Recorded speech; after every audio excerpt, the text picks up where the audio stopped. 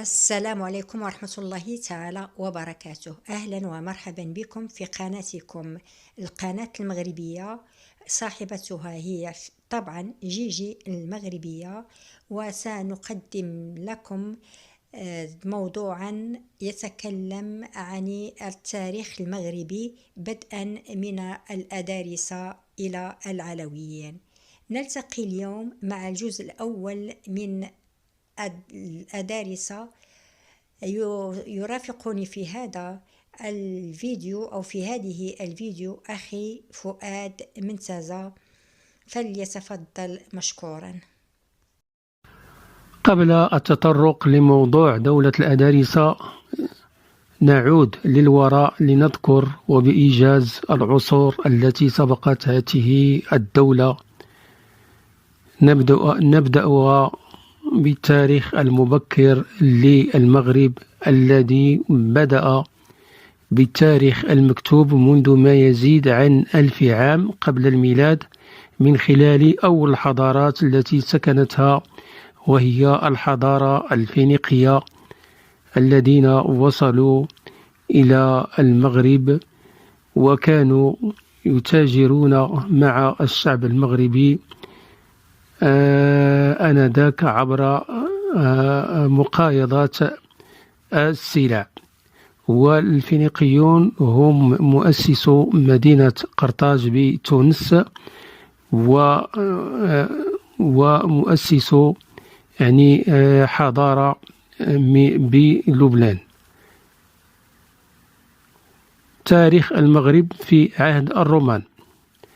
فالمغرب كان تابع للنفوذ الروماني كباقي المناطق الأخرى من الإمبراطورية الرومانية، وبقي المغرب تحت هذا الحكم حتى القرن الخامس الميلادي. تاريخ المغرب في العهد الإسلامي، حيث دخل الإسلام للمغرب لأول مرة على يد عقبة بن نافع والي القيروان، أي تونس الحالية، سنة 62 هجرية أي 682 ميلادية. لكن هناك رواية تقول أن الإسلام دخل إلى المغرب قبل عقبة بن نافع، كما تقول روايات عن زيارة مغاربة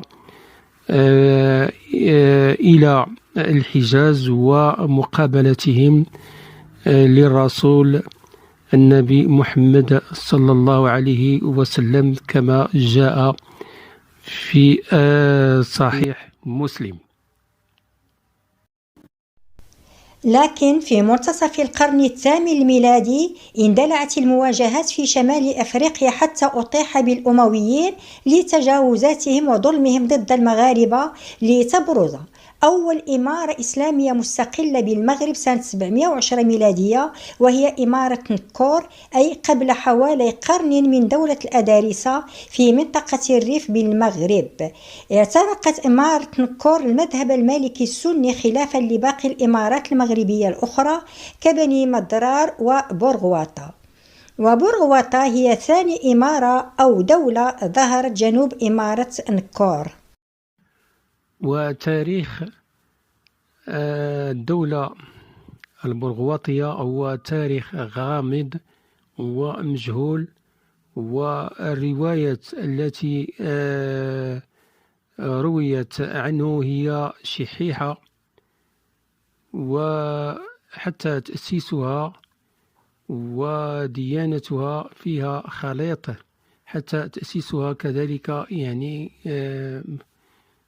مجهول، وديانتها فيها خليط لمذاهب وديانات مختلفة من إباضية ووثنية ومن الأخرى. وحتى عن مؤسسها تضاربت الأنباء والروايات، حيث يعتقد أنه هو طريف بن مالك، وقيل أنه كان يهوديا من أصل أندلسي، وروي عنه أنه ادعى النبوة وبدع في دين الإسلام كالصلاة يعني والصوم، لكنه اعتنق الإسلام الصحيح منذ بداية فتح الأندلس. وقيل كذلك عن طريف أنه دخل إلى الأندلس قبل طارق بن زياد، وسميت مدينة طريفة الموجودة بإسبانيا باسم هذا، يعني باسم طريف بن مالك، الذي قيل أنه هو الذي كان يعني يحكم دولة أو إمارة برغوثة. ولتظهر بعد ذلك أقوى دولة إسلامية بالمغرب، والتي وحدت المغرب تحت كلمة واحدة وتحت راية الإسلام، وهي دولة الأدارسة. أول مملكة مغربية إسلامية شريفة أنشئت بالمغرب أسست من طرف إدريس بن عبد الله بن الحسن بن أبي طالب، والمعروف بالمولى إدريس الأكبر، سنة 172 هجرية، بعد مبايعته من طرف عدة قبائل مغربية لنسبه الشريف ولعلمه وفقهه. وظروف هجرة ودخول المولى إدريس للمغرب أو المغرب الأقصى كما كان يسمى آنذاك كانت بسبب مناهضة العلويون لحكم بني العباس لظلمهم وجورهم. وبني العباس هي مؤسسة الخلافة العباسية الإسلامية الثانية المعروفة تاريخيا، والتي قامت على أنقاض الخلافة الأموية الثانية المعروفة تاريخيا، والتي قامت على أنقاض الخلافة الأموية بشكل عنيف شابتها دماء غزيرة للسيطرة على الحكم. وبما أن الثورة تأكل أبنائها كما يقال، فكذلك الثورة العباسية أكلت أبنائها بإطاحتها بأحد أهم قادتها المساهمين بشكل كبير في قيام هذه الخلافة، وهو أبو مسلم الخراساني على يد الخليفة العباسي الثاني أبو جعفر المنصور، وهو أحد الخلفاء العباسيين الأقوياء. هذا الأخير لم يتورع حتى في قتل أقرب الناس إليه، وهو عمه، بعد أن ثار ضده لأسباب سياسية.